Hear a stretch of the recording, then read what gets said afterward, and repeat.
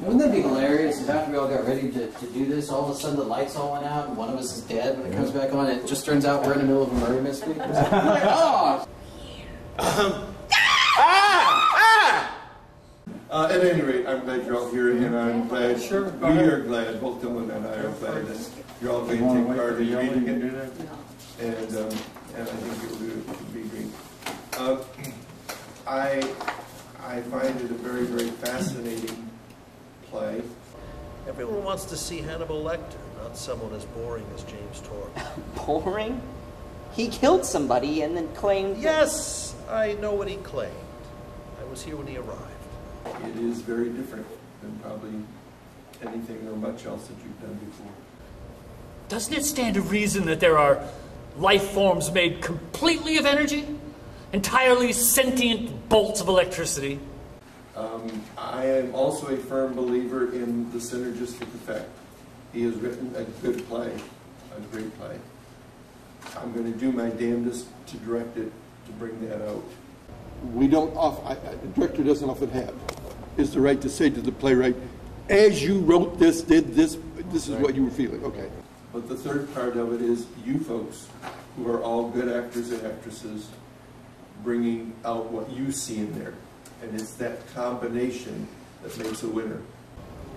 Anyways, when a universe fragments, it creates another version of itself, identical up to the point of fragmentation. So you have a chance to really hone in on these parts and on these characters and make these characters live.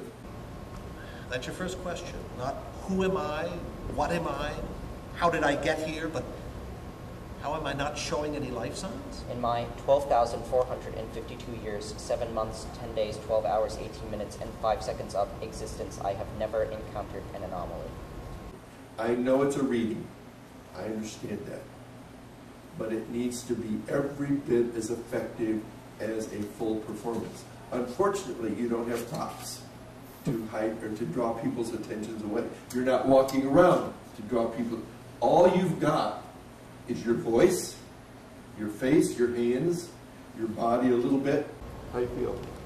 Good. Still trying to figure her out, but... What's he after? What's he after? He's after saving humanity. He's trying to keep the human spirit going. He doesn't want it to end. The audience is going to hear it, and they're going to get to hear it one time. 2 or 3 overall general type notes. One is we have to keep it moving, moving, moving. That does not mean I want you to run through speeches. It does mean that when I stop,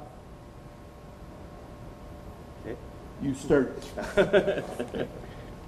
Pick up cues, pick up cues.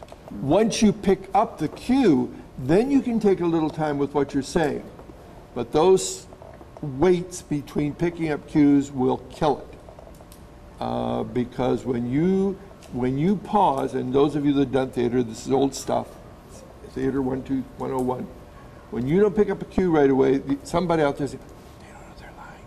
They can't remember they're lying. But it's right in front of them. Or they still won't. They don't know where they are.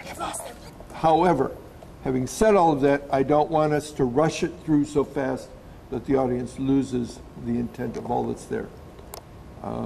They need to be able to follow. Okay. How long did it take you to write that? Also, I mean, you've probably been working on it for a while, huh? Well, the first scene I wrote when I was 18. Okay, so these are So about 9 years ago. compilations. And the other scenes all kind of grew out of other stuff. Cool. The one that you just read, I think is as close as I'm ever going to get to writing for Doctor Who.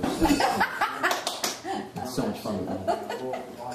And The Trap was probably, like the second or third play I ever wrote.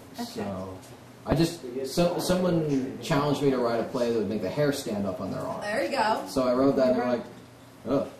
Cool. Wow, I get shocked all the time. I was like, I know, right?